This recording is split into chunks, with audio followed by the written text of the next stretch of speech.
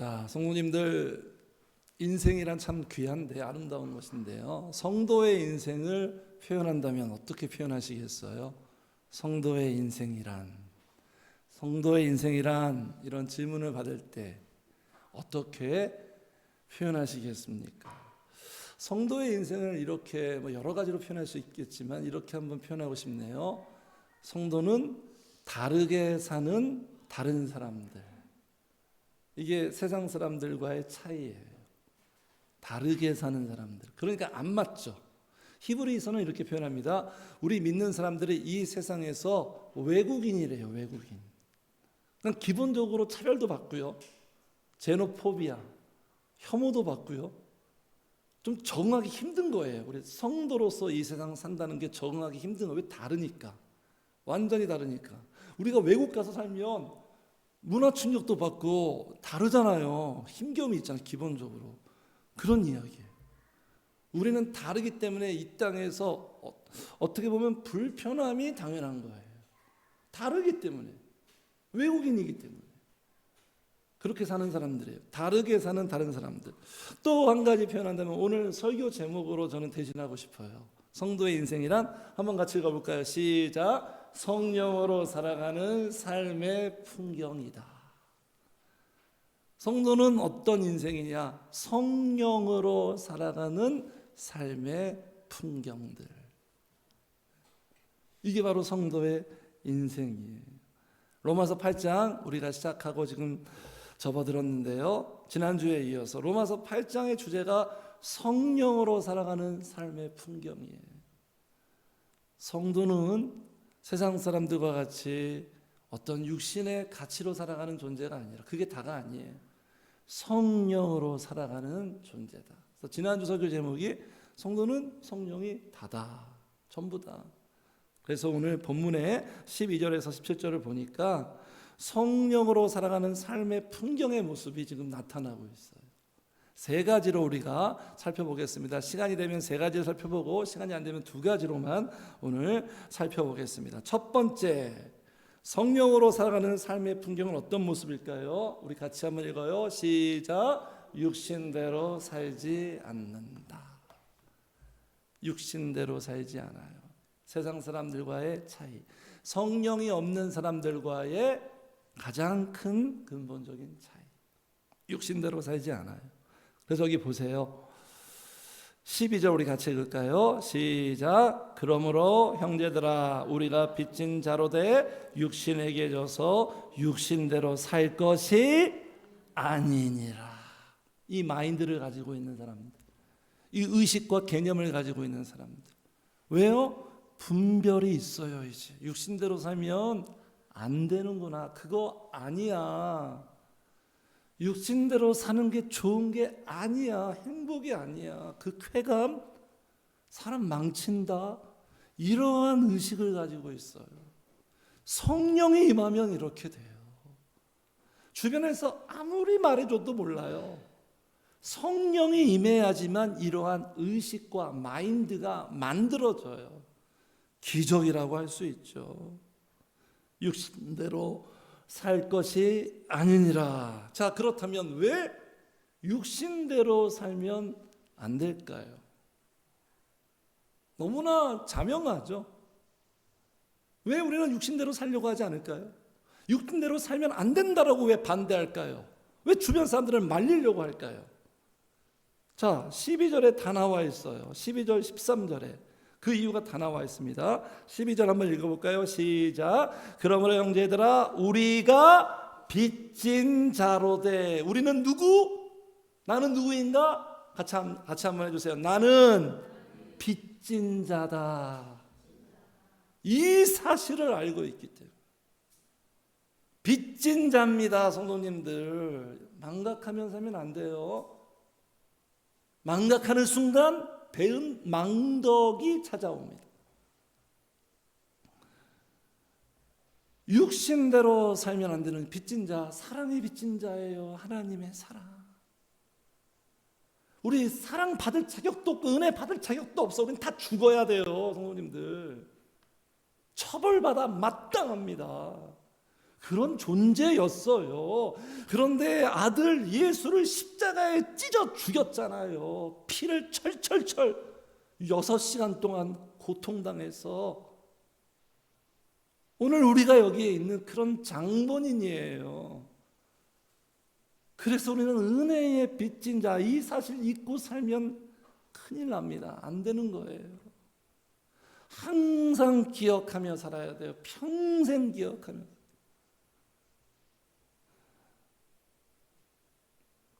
육신대로 살면요, 은혜 모르는 사람이에요.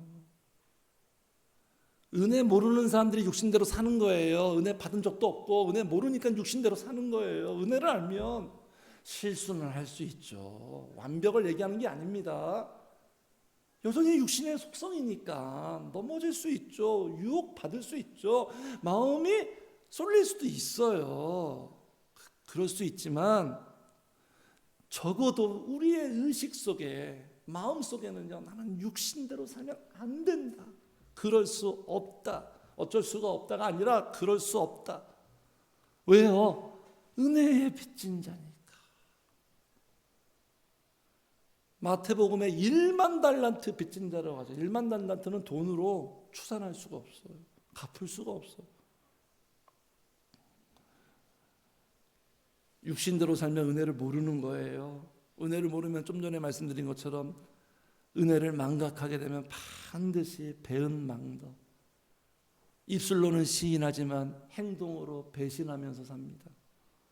입술로 주여 주여 하면 뭐예요? 내 행동은 배역하고 있는데. 성도의 의식 속에는 어떤 의식이 있냐면 부채의식이 있어요. 부채의식. 이 부채의식은 우리를 억눌리고 부담 주는 부채의식이 아니에요. 우리를 더욱더 분발하게 하고 더욱더 우리를 온전하게 하는, 바울 사도의 그 평생 정말 눈물이 없죠. 뜨거운 열정, 에너자이너 아닙니까? 그 열정이 어디서 나왔어요? 빚진 자의 마음이에요. 바울도 인간이니까 때로는 그럴 수 있을 거 아니에요. 그럴 때마다 내가 이러면 안 되지, 내가 이렇게 살면 안 되지. 그 의식이 부채의식에서 나오는 거예요. 부채의식. 아주 건강한 부채의식. 그래서 성도는 부채의식 플러스 또 하나의 심리가 있는데, 성령을 받으면 보답 심리가 있어요. 그렇잖아요. 우리 인간끼리도 야, 나는 빚지고는 내가 못 살지, 내 성격에. 성도들의 마음에 빚지고는 못 삽니다. 은혜 받으면 보답 심리가 있어요. 갚을 수는 없어요. 갚을 수는 없지만 갚으려고 하는 마음으로 사는 거예요. 그래서 이런 고백이 나오지 않습니까? 우리 같이 읽어. 시작. 내게 주신 모든 은혜를 내가 여호와께 무엇으로 보답? 은혜를 받아야 보답이라는 단어가 나오는 거예요. 성도님들, 우리 항상 가슴에 항상 이 마인드, 이 가슴으로 살았으면 좋겠어요. 이 마음 잃어버리지 않았으면 좋겠어요. 이 마음이 사라지지 않았으면 좋겠어요. 내게 주신 은혜 아닙니까? 모든 게 은혜 아닙니까? 지금 우리가 은혜 속에 살고 있잖아요. 은혜의 세계입니다. 내게 받은 은혜를 그냥 은혜 받아서 좋다, 감사하다 누리는 것만이 아니라 무엇으로 여호와께 무엇으로 보답할까? 그 다음에 구절이 쫙 나오면 내가 구원의 잔을 들고 여호와의 이름을 부르며 하나님 앞에 나의 서원을 내 평생에 갚으리로다. 이렇게 될 수밖에 없어요. 이렇게 해야 된다가 아니라 이렇게 하라고 옆에서 말하지 않아도 은혜 받으면 이렇게 될 수밖에 없다니까요. 성도님, 은혜란 게 그런 거예요. 그래서 첫 번째, 빚진 자이기 때문에 우리는 육신대로 살면 안 돼요. 육신대로 살면 그 은혜 모르는 거예요. 그냥 배신 때리는 거라고 말할 수도 있어요. 두 번째는요, 왜 육신대로 살면 안 되면 결과가 참담합니다. 결과가 안 좋아요. 우리 성도들은 원인과 결과를 알고 있는 사람들이에요. 결과가 중요한 거 아닙니까? 끝이 좋아야 되는 거예요. 결과가 증명하는 거예요. 결국은 열매로 알리라. 결과. 항상 하나님의 말씀에서 결과와 결론을 우리에게 말해주잖아요. 자, 어떤 결과일까요? 새드 엔딩입니다. 자, 여기 13절 같이 읽어요. 시작. 너희가 육신대로 살면 반드시 죽을 것이로되. 육신대로 내 육신의 쾌락과 욕망과 살면, 이건 뭐 그냥 기본 상식으로 세상에도 말하는 거 아닙니까? 반드시 죽는다. 잘못된다가 아니에요. 그냥 죽는다. 그냥 죽고 사는 문제예요. 성도님들 지금 보세요. 이 육신의 문제가 얼마나 심각한데 사용하는 단어들을 보세요. 그냥 죽음으로 표현하잖아요. 반드시 죽는다, 반드시 파괴, 반드시 파멸. 그러니까 육신대로 산다는 건 그냥 자살 행위예요. 이걸 모르죠, 우리 인간들이. 그냥 육신대로 살면 기분이 좋으니까 그 쾌감 때문에. 일시적인 마취 현상인데. 네? 그러니까 그게 좋은 줄 알고 막 육신대로 살잖아요. 아무 생각 없이. 근데 육신대로 살면 반드시 결과가 안 좋다. 한번 앞으로도 한번 자신을 실험 대상으로 한번 이런 실험하면 안 되겠지만, 육신대로 살 때랑 성령으로 살 때 한번 그 차이를 한번 비교해 보세요. 앞으로도 계속 육신대로 한번 살아보세요. 어떻게 되나 결과가. 만약에 육신대로 살았는데 결과가 좋다면 하나님이 거짓말장이죠. 말씀이 가짜죠. 그런데 반드시란 표현이 사용된 것처럼 육신대로 살면 반드시 결과가 안 좋을 거예요. 마음 행복하지 않을 거예요. 삶이 안 풀릴 거예요. 뭔가 있는 것 같은데도 마음은 별로일 거예요. 그래서 이게 육신대로 사는 게 얼마나 무서우냐면, 죽잖아요. 그냥 죽지 않죠. 인간들이 그냥 죽지 않잖아요. 모든 문제는 다 원인이 있잖아요. 이 파멸시키는 단계가 있어요. 파멸시키는 이런 악순환의 패턴이 있는데, 야고보서 1장 15절 이렇게 말합니다. 우리 앞에 읽어요. 시작. 욕심이 잉태한 즉 죄를 낳고 죄가 잔성한 즉 사망을 낳는. 이게 연쇄적 반응이에요. 인간이란 존재는 이런 구조적인 어떤 문제를 갖고 있어요. 그러니까 결국 이 사망이 어떻게 이런 결과가 오느냐? 죄로 말미암아. 죄. 그러니까 마귀가 유혹하면 우리 다 죽이려고 그러는 거예요. 이 죄는 어떻게 탄생하느냐? 욕심은 뭐죠? 육신의 속성이에요.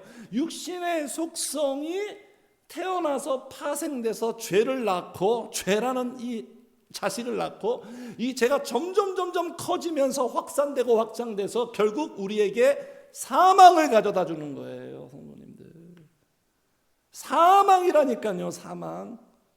이 땅에서도 지옥과 같이 살고 영원한 지옥으로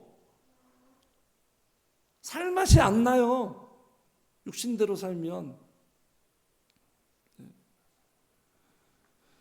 그리고 우리 지난주 살펴봤죠. 여기 8장 7절 한번 볼까요? 8장 7절 시작. 육신의 생각은 하나님과 원수가 되나니.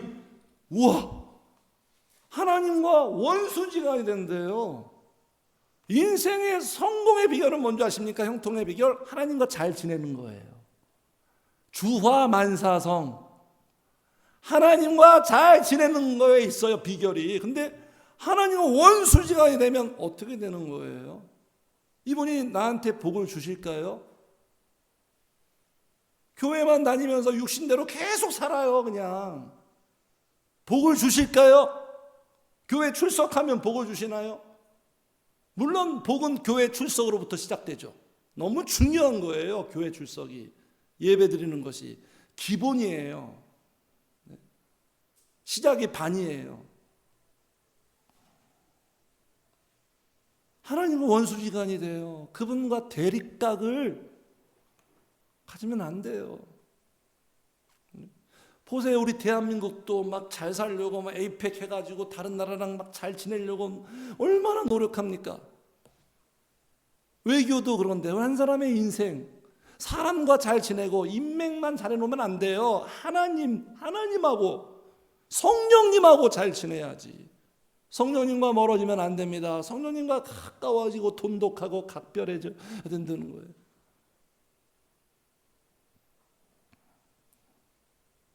그래서 우리는 육신대로 살면 안 되는 거예요. 성도님들 오늘 이 말씀 꼭 기억하세요. 빚진 자입니다.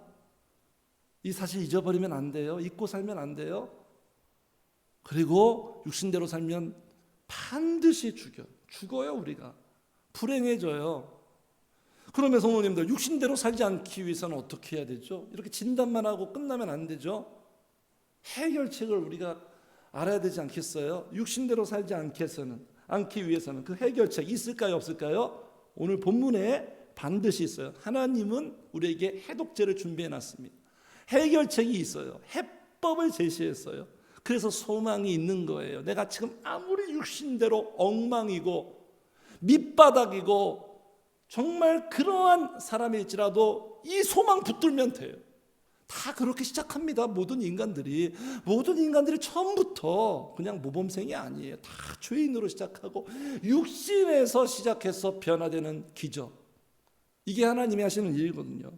이 해결책이 복음이에요. 자, 해결책이 13절에 나옵니다. 13절 같이 읽어요. 시작. 해결책이니까 잘 주목해야겠죠. 시작. 너희가 육신대로 살면 반드시 죽을 것이로되 영으로서 몸의 행실을 죽이면 살리니. 해결책이 뭐라고요? 영으로서 몸의 행실을 죽이면 또 나오네요. 심각한 문제니까. 그러니까 우리가 해결할 수 없다. 내가 해결할 수 없다. 세상은 자꾸 자기가 해결하려고 하죠. 내가 이 문제 절대로 해결할 수 없다. 이거 전제하시고 내가 아니라 영으로서, 이 영이 누구죠? 성령님.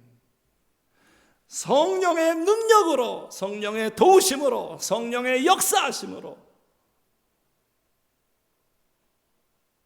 그래서 이 육신의 문제 해결할 수 있는 거예요. 영으로서 우리의 몸의 행실, 그죠? 육신의 속성과 정욕에서 나오는 몸의 모든 행동들, 선택과 결정들, 습성들, 이 모든 행실을 어떻게 하라는 거예요? 지금 성령으로 어떻게 해라? 죽이래요. 뭐 내려놓아라, 마음을 비워라, 이런 정도가 아니라 그냥 죽이래요. 그러니까 성도님들, 이 죽고 사는 문제예요. 오늘 말씀 지금 제가 전할 때도 이 톤 어떻게 듣는지 아시겠죠? 지금 죽고 사는 문제예요. 네? 심각한 거예요. 왜 죽이면? 한번 같이 해주세요. 죽여야 내가 산다. 죽이지 않으면, 한 번 더, 죽이지 않으면 내가 죽는다. 죽여야 내가 살아요. 살기 위해 죽여야 되는 거예요. 그러니까 이런 말들은 어떤 상황에서 사용되는 말이죠? 전쟁시. 사실 우크라이나, 러시아, 한국, 일본 모든 전쟁사에 거기 참여하는 군인들은 다 악한 사람도 있겠지만 대부분 평범한 사람 아닙니까? 왜 죽이려고 해요? 왜? 국가를 위해서? 다 필요 없어요. 내가 살기 위하여 죽이는 거예요. 내가 살기 위해서. 네? 내가 살기 위해 죽는 거예요. 그러니까 신앙생활은 영적인 전쟁이다, 이런 말 하는 거예요. 에베소 6장에 영적인 전쟁이에요. 네? 안보 불감증으로 우리가 그냥 신앙생활은 이렇게 해야지 이렇게 이 정도가 아니라 이 영적, 내가 죽느냐 사느냐, 죽여야 한다는 건 심각성이 전제된 거잖아요. 내 몸에 암세포가 있어요. 그럼 병원에서 어떻게 처리합니까? 자, 암세포 그냥 같이 공존합시다. 그렇습니까? 왜? 그러한 정말 처절한 그 치료의 과정이잖아요. 방사선 이런 예? 암세포 죽여야 되잖아요. 암세포. 바이러스, 그죠? 코로나 때도 바이러스 죽이려고. 옛날에 조선이 건국했을 때, 그죠? 왕씨들은 다 그냥 전멸, 다 죽여야, 그냥 싹을 잘라버려야 후환이 두렵지 않으니까. 일본 일제시대 독립군들은 다 죽여야 되는 거예요. 그 영향력이 있으니까, 성도님들. 심지어 우리가 여름에 모기 딱 발견하면 어떻게 합니까? 네? 모기는 다 죽여야 되는 거예요. 안 죽이면 잠 못 자요. 저는 그냥 어떻게 해서 밟은 세건에서 색출해 죽여야 돼. 그냥 모든 걸 다 동원해가지고 그냥 비상에 비상. 저는 모기 들어오면 바퀴벌레 발견하면 어떻게 해요? 우리 교회에 저는 곱등이를 좋아하는데 곱등이 다 싫어하더라고요. 곱등이 발견하면 다 죽여야 되잖아요. 그냥 바퀴벌레 죽일 때는 그냥 밟아 죽이면 안 돼요. 바퀴벌레 죽일 때는 또 여러 가지 되게 조심스럽게 죽여야 돼요. 그 알 터지면서 그게 또 있으니까. 아무튼 다 살기 위해, 우리 유익을 위해서 죽여야 되는 거예요. 육신의 내 속성과 성향이. 그 골로새서 3장 5절 6절에서 사도 바울은 또 다르게 이렇게 표현합니다. 자, 우리 같이 읽을까요? 시작. 그러므로 땅에 있는 지체를 죽이라. 곧 음란과 부정과 사욕과 악한 정욕과 탐심이니 탐심은 우상 숭배니. 이 탐심이 결국은 모든 문제를 일으키는 거예요. 보세요. 죽이라는 거예요. 죽이라는 거예요. 소멸시켜라는 거예요. 왜 이렇게 됐냐? 여기 3장 5절 6절에서는 그 이유를 이렇게 표현합니다. 같이 읽어 시작. 이것들로 말미암아 하나님의 진노가 임하여. 하나님께 복을 받아야 되잖아요. 하나님의 진노가 임해요. 진노가. 내 육신의 이 문제 때문에 하나님의 진노가 임하고 위로부터, 예레미야는 또 이렇게 표현합니다. 위로부터 오는 좋은 것이 내 육신의 이런 문제, 죄악과 정욕 때문에 좋은 것을 가로막는다. 그렇게 표현하고 있어요. 하나님의 가장 무서운 진노가 뭔지 아세요? 막 사업이 망하고 건강에 문제가 생기고 자녀들이 안 되고, 이것보다 더 무서운 진노가 뭔지 아세요? 성도님들 알고 계십니까? 한번 같이 해주세요. 주의 얼굴을 가리우시는 거. 이게 제일 무서운 진노. 내가 육신의 정욕 가운데 살면 성령님과 소통이 안 됩니다. 하나님과 단절이 돼요. 단절. 이게 우리한테 최악이에요. 하나님과 단절만 안 되면 살 수 있어요. 아무리 힘들어도 어려워도. 왜냐하면 성령님이 계속 은혜 주시니까, 힘 주시고 평강 주시고 위로 주시고 살 수 있는 모든 능력 주는데, 그걸 딱 단절되면 대책이 없는 거. 우리는 이게 제일 우리한테 무서운 거예요. 그래서 다윗이 어떻게 표현합니까? 주의 성신을 내게서 거두지 마옵소서. 주의 성신을 내게서 거두지 마옵소서. 그게 하나님의 진노예요. 그래서 성도님들, 어떻게 죽여야 됩니까? 성도님들, 우리의 몸만 생각하면, 우리의 몸에도, 제가 그전에도 말씀드렸죠. 우리의 몸에, 저는 그 사실을 알고 되게 놀랐어요. 우리의 몸에 하루에도 암세포가 1000개씩 생긴대요. 우리 몸에 날마다. 근데 왜 암에 안 걸릴까요? 건강한 세포가 암세포를 날마다 다 죽이는 거예요. 이렇게 하는 거예요, 성도님들. 우리 안에 이 육신의 속성 세포가 날마다 활성되어 있는데 어떻게 죽여라? 영적인 세포, 이 영적인 세포를 성령님께서 만들어 주시는 거예요. 무엇을 통하여? 예배와 기도를 통하여. 가장 확실한 방식, 기도를 통하여. 성도님들, 그러니까 기도하지 않으면 무조건 육신대로 살 수밖에 없어요. 그냥 장사 없습니다. 기도를 해야, 신앙생활을 해야, 기도를 해야, 예배를 해야 이 문제가 보완이 되고 해결이 되는 거예요. 네. 또 여기 보세요. 여기 12절에 보니까, 그러므로 형제들아 우리가 빚진 자로인데 육신에게 져서, 싸움의 개념이죠. 져서. 육신의 욕망을 누가 이깁니까? 우리가. 그 어떤 성행군자도 못 이겨요. 머리 깎고 절에 들어간다고 안 되는 거예요. 그래서 우리는 날마다 지는 거예요. 마음대로 안 되는 거예요. 이게 너무 강력하고 충만하니까. 태어날 때부터 충만하게 태어났는데요, 육신의 DNA가 육신의 속성에 지니까 육신대로 사는 거예요. 그래서 우리가 이 부분에서 지는 게 아니라 이겨야 되는 거예요. 어떻게? 내 안에 육신의 속성보다 성령의 속성이 더 많아지게 해야 되는 거예요. 더 우세하게, 우월하게. 시소게임이죠. 시소게임. 어디가 더 무거우냐에 따라서 달라지는 거잖아요. 네. 영적으로 풍성. 그러니까 우리가 육신대로 살지 않기 위해서, 그러니까 성령 충만 얘기가 나오는 거예요. 내 안에 영적인 걸 많아지게 해야 돼요. 성령의 역사, 성령의 감동, 성령의 충만함, 이걸 많아지게 해야, 그래야 육신의 속성을 이길 수 있는 거예요. 기도하는 사람들은 점차적으로 그러니까 좋아지겠죠. 그래서 이런 말이 있습니다. 한번 같이 해주세요. 죄는 기도를 죽이고 기도는 죄를 죽인다. 내가 기도 시간을 통하여 성령님을 찾고 기도할 때 성령께서 내 안에 영의 속성들을 만들어가는 거예요. 그게 점차적으로 커질 때 그 영적인 속성이 육의 이 모든 욕망들을 더 커지고 강해지고 힘이 생길 때 통제하고 억제하고 지배하고 컨트롤할 수 있는 거예요. 이게 신앙생활이에요. 성도님들, 이런 부분들을 전혀 도외시하고 간과한 채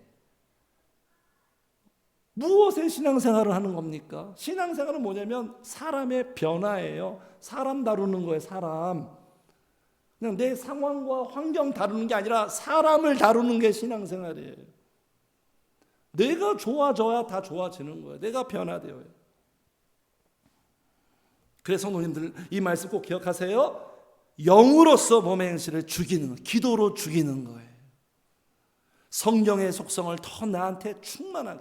그러니까 내가 지금 육신대로 살면 육의 속성이 더 많은 거고, 영적으로 살면 영의 속성이 더 많은 거예요. 점유율의 문제. 기도를 통하여 성령님이 내 안에 역사하시도록 성령의 속성, 성령의 마음이 만들어지고 더 커지게 하는 것, 이 길밖에 없어요. 이 길밖에. 그래야 우리가 사는 거예요. 반드시 삽니다. 반드시 죽는 인생에서 반드시 삽니다. 그래서 성도님들, 기도가 위대한 거예요. 비밀인 거예요. 그러니까 성도님한테 이 좋은 것을 저는 권장하는 거예요. 포기할 수가 없는 거예요. 이거 여기에 달려 있습니까? 그래서 첫 번째, 성도님들, 성령으로 사는 삶의 풍경은 어떤 풍경이다? 다시 한번 해주세요. 육신대로 살지 않는다. 육신대로 살지 않으려고 성령님 더 의지하시고, 성령님, 제가 영적으로 살아가는 인생으로 나를 만들어주세요. 그렇게 매달리고 기도하시는 성도님들 되시기를 주의로 축복합니다. 자, 두 번째예요. 오늘 두 번째까지만 하겠습니다. 두 번째, 같이 읽어요. 시작. 자기 주도로 살아가지 않는다. 자기 주도. 자기가 주도권을 딱 갖고 마이웨이 하지 않고 내 마음대로 살지 않는다. 그렇다면 어떻게 산다? 어떻게 산다? 성령님께 주도권을 넘겨드려요. 이게 우리 인간들이 하기 싫은 거죠. 주도권을 넘겨드려요. 가정에서도 주도권 싸움 아닙니까? 부부끼리. 심지어는 TV 시청 리모컨 주도권 싸움도 하는데, 성령님께 주도권을 넘겨드리고 이양하는 거죠. 성령님의 주도로 살아가는 것. 그게 바로 14절 이야기예요. 14절 같이 읽어. 시작. 무릇 하나님의 영으로 인도함을 받는 사람은 곧 하나님의 아들이라. 하나님의 자녀의 진정성이 지금 여기 나오고 있습니다. 하나님의 아들들은 누구냐? 하나님의 영이신 성령으로 인도함을 받는데요. 이렇게 살아간대요. 이게 삶의 풍경이에요. 자기가 주도하지 않아요. 성령님이 주도하시도록 다 넘겨드려요. 제가 말씀드렸죠. 사울과 다윗의 차이. 사울은 자기가 주도하기에 바빴고, 다윗은 하나님께 넘겨드리기 바빴어요. 그게 시편이에요. 문제가 생길 때마다 하나님께 패스, 다 맡겨드려. 그때 내 마음을 여기다 그냥 이렇게 담기지 않고 마음을 드리고, 마음을 맡기고, 문제를 맡기고, 순발력 있게 순간순간. 그렇게 다윗이 그 모든 고난과 위기를 다 극복했어요. 그렇게 사는 거예요. 근데 사울은 지가 하려고 지가 막 궁여지책을 막 그냥 삼고 막 생각하고, 이게 하나님의 자녀들의 라이프 스타일이에요. 삶의 방식이에요. 그러니까 성도님들, 성령을 만나기 전에, 은혜 받기 전에는 어떻게 살아간다? 다 자기가, 내가 다 내가 하는 거야. 내가. 네? 세상 방식대로 내가, 세상의 해결책대로 내가.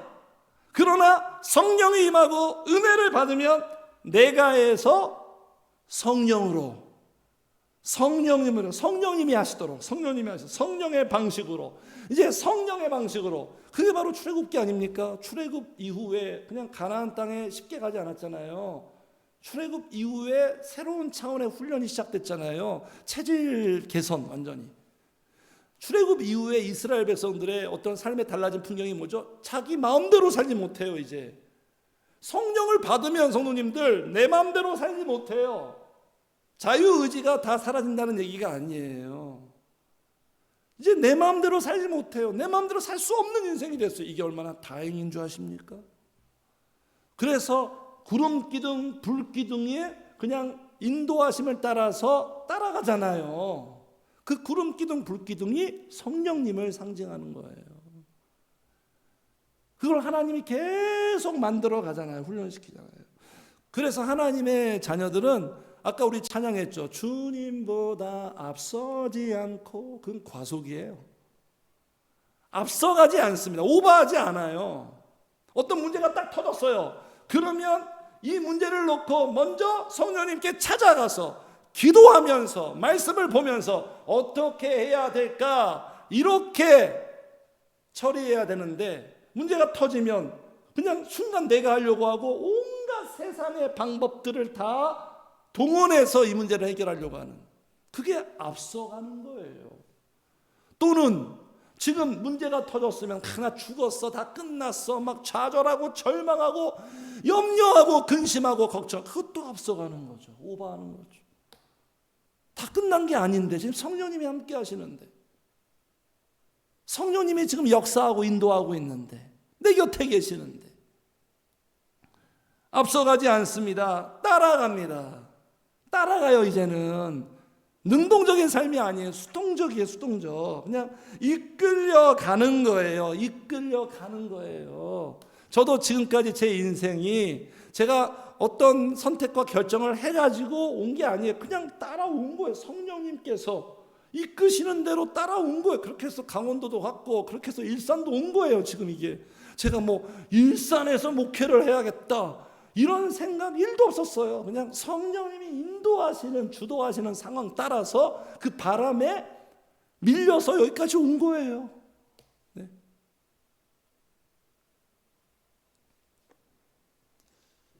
왜 이렇게 살까요? 우리는 왜 주도권을 내가 주지 않고 성령님께 맡겨드리고 왜 따라갈까요? 왜 이렇게 살까요? 아까도 그 이유가 있는 것처럼 이 문제도 이유가 있어요. 그 이유는 뭐냐면 알기 때문에.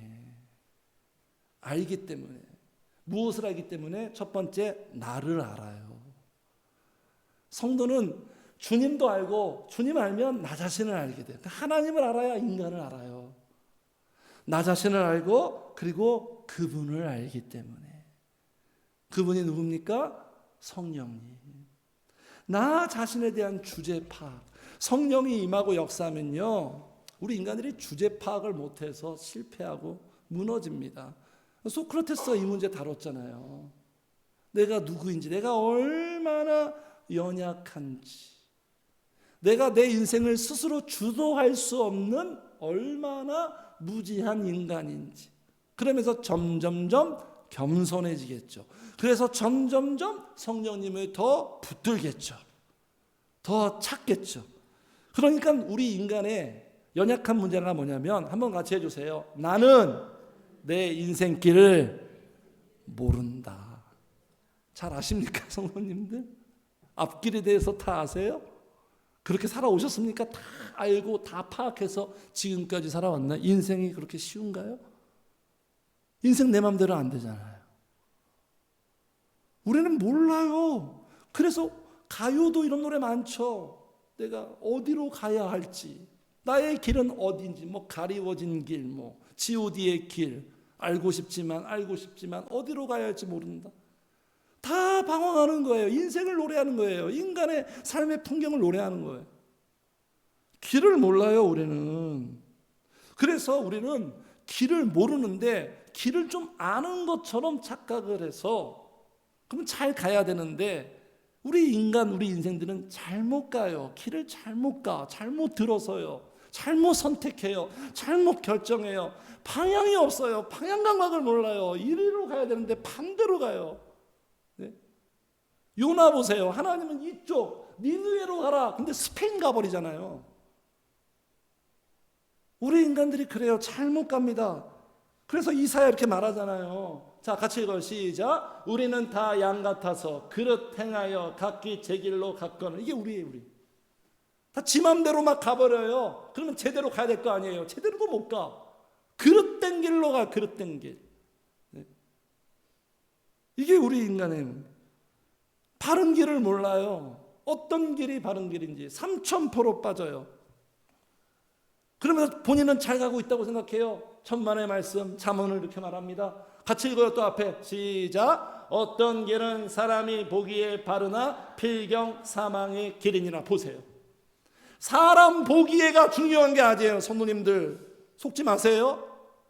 인간의 시각은 다 왜곡되어 있어요. 사람 보기에면 다 다른 사람이 맞으면 다 맞는 거예요. 여기에 우리가 흔들리면 안 돼요. 하나님 보시기에가 중요한 거예요. 내가 보기에 내 인생 만족해. 다른 사람들 볼 때 내 인생 뿌듯해. 그러면 잘 사는 거예요? 사람들이 보는 건 뭐예요? 얼마나 돈이 많으냐, 얼마나 외모가 좋으냐, 얼마나 좋은 스펙을 갖고 있느냐. 이게 바른 어떤 그러한 기준입니까? 하나님 보시기에 사람이 보기엔 바르나 필경 사망의 길을 갖고 있다는 거예요. 그럼 잘 가는 길은 뭐예요? 내가 지금 잘 가고 있구나. 성도님들 잘 가고 있는 것 같아요? 지금? 자기 위치를 한번 이렇게 점검해 보세요. 나 지금 잘 가고 있는 것 같아요? 잘 가고 있는 길은 뭘까요? 다른 거 아니에요. 이거예요. 성령님과 함께. 한번 따라해 주세요. 성령님과 함께. 성령님이 인도하시는 대로. 그러면 잘 가는 거예요. 사망의 음침한 골짜기를 다니지라도 성령님이 인도한 대로 따라가고 있으면 난 지금 잘 가고 있는 거예요. 그런데 성령님이 인도하지 않고 세상의 영광대로 지금 가고 있다면 난 지금 잘못 들어선 거예요. 삼천포로 한참 빠진 사망의 길이. 이런 나를 알고 두 번째 누구를 인정한다고요? 누구를 안다고요? 성령님을 알았을 때. 성령님을 안다는 건 뭐죠? 성령님을 인정하는 거예요. 여기 14절처럼 성령님이 내 인생 인도하는구나. 이거 이걸 인정을 해야 돼요. 잠언에 이런 말씀이 있죠. 너는 마음을 다하여 내 명철을 의지하지 말고 여호와를 의뢰하라. 범사의 그를 인정하라. 그리하면 내 길을 지도하시리라. 네? 성령님이 인도하는구나. 욥기를 이런 고백했잖아요. 나의 가는 길을 오직 그가 아시나니. 성령님이 가장 잘 인도하시고, 성령님은 복된 길을 인도하시고.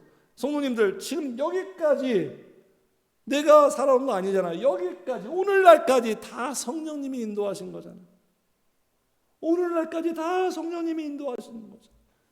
여기까지 인도하신다는 그 확신이 있으면 거기까지, 천국 가는 그날 거기까지도 인도하실 거예요. 네? 앞이 안 보이면 지난 날을 한번 살펴보세요. 돌아보세요. 성령님이 인도하신 거예요. 그래서 잠언에 이렇게 말하고 있잖아요. 잠언 한번 같이 읽어요. 시작. 사람이 마음으로 자기의 길을 계획할지라도 그의 걸음을 인도하시는 이는 여호와시니라. 내가 아무리 계획을 잘 세워도 인도하시는 분은 성령. 예레미야도 이렇게 말합니다. 또 같이 읽어요. 시작. 여호와여 내가 알거니와 사람의 길이 자신에게 있지 아니하니 걸음을 지도함이 걷는 자에게 있지 아니하니. 내 인생의 걸음이 나한테 있는 게 아니에요. 그래서 우리는 그냥 따라가기만 하면 되는 거예요. 이게 바로 양의 사명 아닙니까? 양은 그냥 목자만 따라가면 돼요. 그럼 아무 문제 없어요. 만사형통이에요. 그냥 양은 목자만 놓치지 않으면 돼요. 우리도 마찬가지예요. 그냥 따라가는 인생인데, 성령님 인도한 따라가는 인생인데, 중요한 건 그 성령님을 놓치는 게 문제예요. 놓치면 안 돼요. 그러면 어떻게 됩니까? 길을 잃어버리는 거예요. 시선을 주시해야 돼요. 날마다 우리는 양 같아서요, 자꾸 방황하고 길을 잃어버려요. 그러니까 목자만 계속 주시하고 있으면 돼요. 그러면 목적지까지 우린 가는 거예요. 차에 내비게이션이 없어요. 근데 길을 몰라. 그러면 어떻게 해요? 앞차만 따라가면 돼요. 앞차만 보고 따라가면 돼요. 놓치지 않으면 돼요. 근접한 거리에서 그렇게 가는 거예요. 외국에 갔어요. 몰라요. 가이드만, 그냥 가이드가 이렇게 무슨 뭐 들고 다니잖아요. 가이드만 바라보면 돼요. 가이드만 따라가면 돼요. 이번에도 베트남 갔는데 잘 다녀왔습니다. 갔는데 저는 그냥 우리 예주만 따라다녔어요. 예주만. 저는 아무것도 몰라요. 그냥 예주만 따라다녔어. 예주만 따라다니까 식당에 도착하고 관광지에 도착하고, 네, 그냥 따라가면 돼요. 따라가면 돼. 베트남이 이래요. 진짜 뭔 놈의 이 오토바이가 많은지. 이건 약과예요. 그냥 적응이 안 돼요. 그냥 오토바이가 우선이에요. 사람이 우선이 아니라. 이런 상황 속에서 그냥 따라가면 돼요. 그래서 성도님들, 성령님이 우리의 인생을 인도하시고 우리는 성령님의 인도함을 받을 때, 그 인도함을 받을 때 그 채널이 있단 말이에요. 무엇을 통해서 인도하시고 인도함을 받는 줄 아십니까? 신앙생활이에요. 신앙생활을 통해서 인도하시고 인도함. 그러니까 신앙생활을 잘할 때 성령님이 인도하신 대로 따라가는 거예요. 그러니까 신앙생활 중요한 거죠. 그 신앙생활에서 가장 중요한 부분이 뭡니까? 기도생활 아니겠어요? 예배는 기본이고, 기도를 통해서 성령님이 인도한단 말이에요. 그리고 우리는 기도를 통해서 성령님의 인도함을 받는 거예요. 그래서 인도함을 받는 사람들은 기도해요. 다 하나같이 특징이. 이런 간증이 많이 있죠. 기도하니까 성령님이 인도하니까, 성령님이 이렇게 인도했어요. 이렇게 인도했어요. 참 어렵고 힘든 상황인데 인도했고 내 인생을 또 이렇게 헤쳐나가게 했어요. 이런 스토리가 당연히 있을 수밖에 없는 거예요. 왜냐하면 성령님 살아 계시니까. 그분 죽은 분이 아니니까. 우리가 뭐 허공에다가 기도합니까? 자기 주문입니까? 아니에요. 인도하시는 성령님께 기도하니까. 그래서 인도함을 받는 사람들은 부르짖습니다. 그냥 여기에 14절과 15절이 지금 같이 묶여 있는 거예요. 자, 15절 같이 읽어요. 시작. 너희는 다시 무서워하는 종의 영을 받지 아니하고 양자의 영을 받았으므로 우리가 아빠 아버지라고 부르짖느니라. 부르짖음을 통하여 성령님이 인도해요. 앞이 안 보여요. 막막해요. 길을 못 찾겠어요. 우리가 할 수 있는 단 한 가지, 성령이여 찾는 거예요. 왜냐하면 그분이 내 인생의 앞길을 아시니까. 그분만이 나를 인도하니까. 그분만이 나를 살게 하니까 오히려 그분에게 SOS 할 수밖에 없는 거. 우리는 한 가지. 우리 해결책은 한 가지밖에 없어요. 자, 그래서 15절 말씀 보니까 성령님을 받으면 나타나는 모습이 있어요. 반드시 나타나는 모습이 있겠죠. 안 나타나면 이건 말이 안 되죠. 자, 여기 15절을 보니까 너희는 다시 무서워하는 종의 영을 받지 아니하고 양자의 영을 받았으므로 성령을 받았다는 얘기죠. 우리가 한 번 더 읽어요. 시작. 우리가 아빠 아버지라고 부르짖느니라. 자, 성령을 받으면 나타나는 첫 번째 모습이 뭐냐면 하나님을 알게 돼요. 그분이 누구냐? 나의 아버지.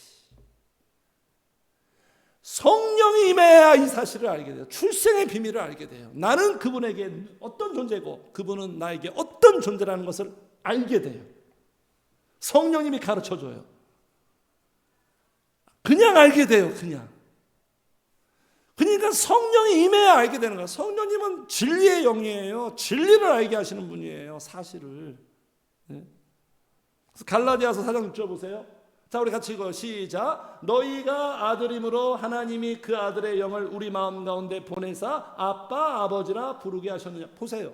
성령을 보내시고 성령이 임해야지만 하나님을 아빠, 나의 아버지 하면서 그 품에 안기게 되는 거예요.